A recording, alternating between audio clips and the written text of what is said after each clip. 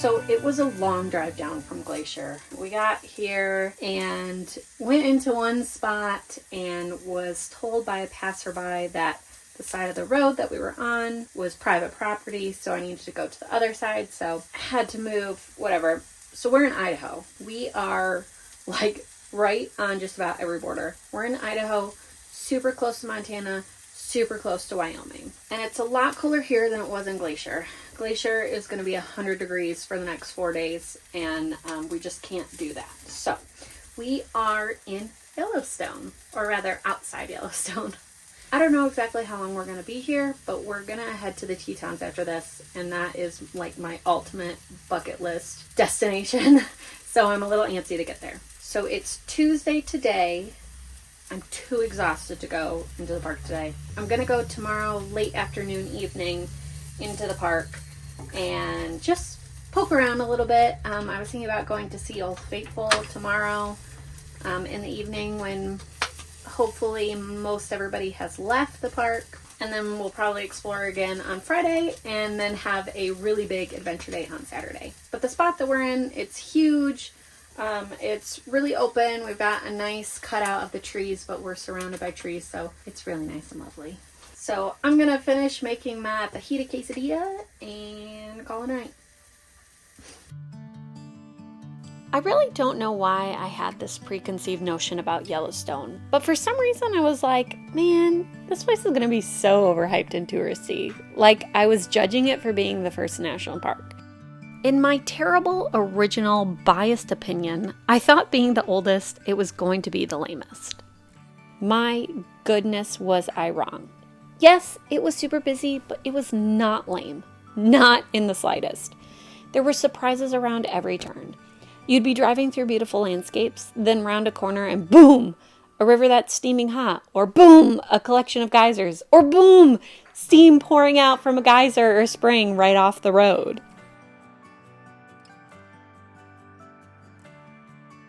And of course, the bison were all over. I was very happy anytime a bison caused a slowdown and made sure to chant, "Bison Jam! Bison Jam! Bison Jam!" Just make sure to pull off the road to view these amazing creatures and keep a healthy distance. Some bison jams are completely unnecessary because the bison aren't even on the road, but people stop in the middle of the road to view the bison. If you're going to view them, go to a turnout. My epic adventures around Yellowstone began at Old Faithful, and my instincts were right. Going in the evening, the crowds were minimal. While waiting for Old Faithful, one nearby geyser erupted in the background. In this area, a handful of geysers are able to be predicted by park rangers with a window anywhere from minutes before and after to hours. But Old Faithful, true to its name, erupts the most consistently. The area around Old Faithful has a lot of other geysers to explore, but be warned, this is the busiest area of the park. So come early or come later in the day after most people have come and gone. Make sure to spend a lot of time in this area. There's a great boardwalk to explore all the geysers and springs with a nearby bike path.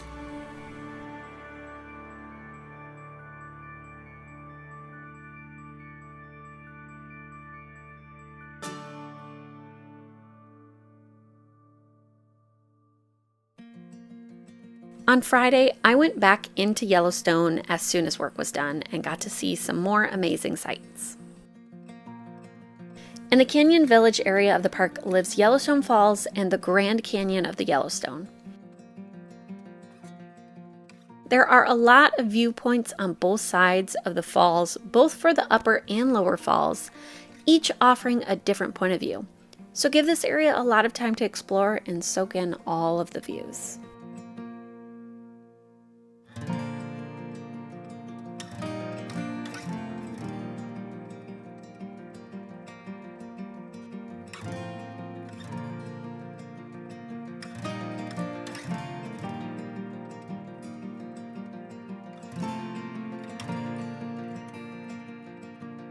After spending a lot of time at the falls, I wanted to go see the Roosevelt Arch. This was the original entrance to the parks, but it now lives right outside the north entrance near the Mammoth Hot Springs area. It's a bit of a drive there, but it's beautiful and well worth it.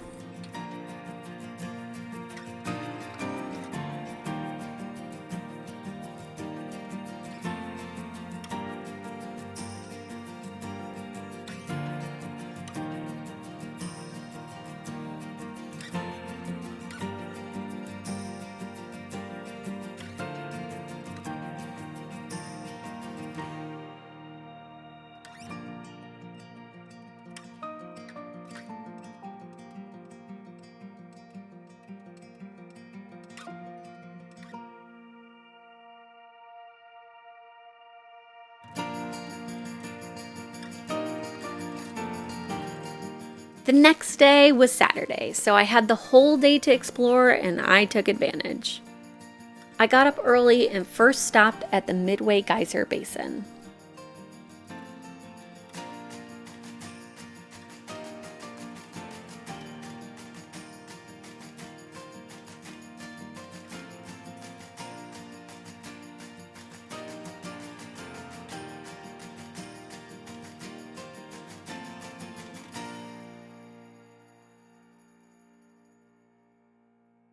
In this area lives the Grand Prismatic Spring, which is the most iconic spring in the park.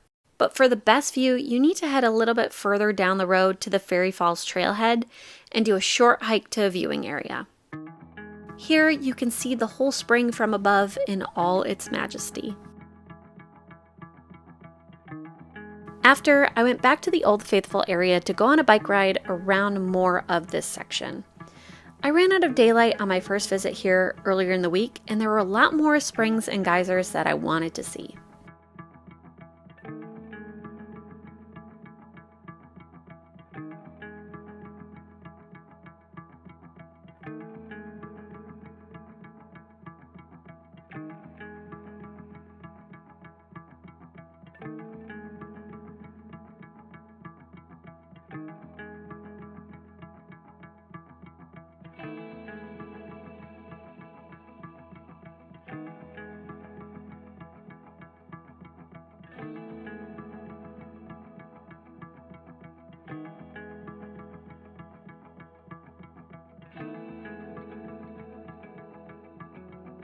For some reason, Yellowstone, I was expecting it to be like cheesy and like tourist trappy because it's the first national park. I don't know, I didn't have high expectations for it, and so far it is exceeding expectations. It definitely deserves a rightful place at like the top of the list.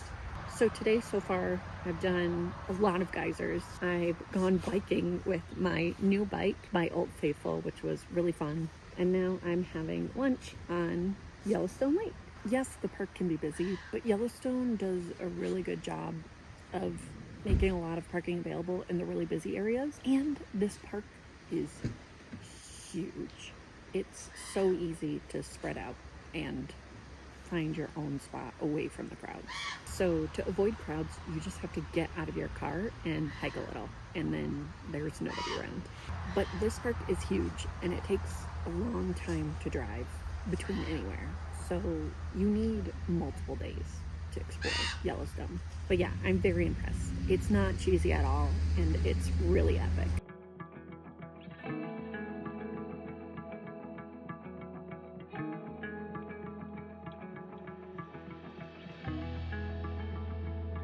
A great easy hike to do near Yellowstone Lake is Pelican Creek.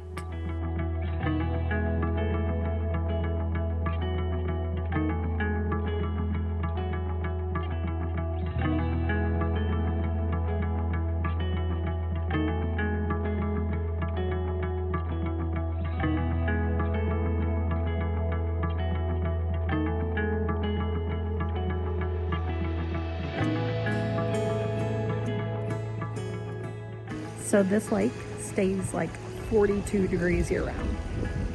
So nobody really swims in it or has any fun in it. I want to touch it.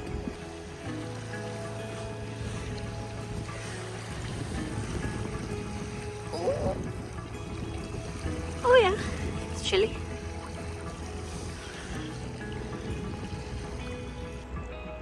hard to see, but there are pelicans over there. I call this Pelican Creek Nature Trail for a reason.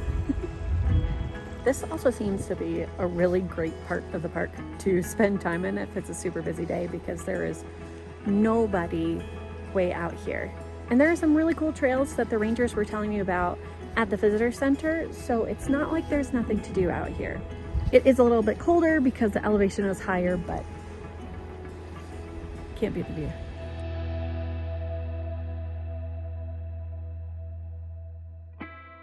My favorite area to explore in the park was the mud volcano area. These springs definitely had the best collection of names, but they were also so unique.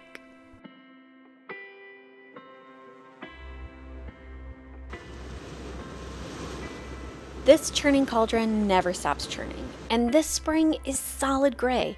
It looks like liquid metal. And of course, the Dragon's Mouth Spring is so cool. Yellowstone, I cannot believe I underestimated you. This park deserves to be at the top of your list. Don't let the crowds dissuade you from coming. This is the world's first national park, and it deserves the highest honors. Go to Yellowstone and give it multiple days. You won't regret it. Thanks so much for watching. We'll see you on the next one.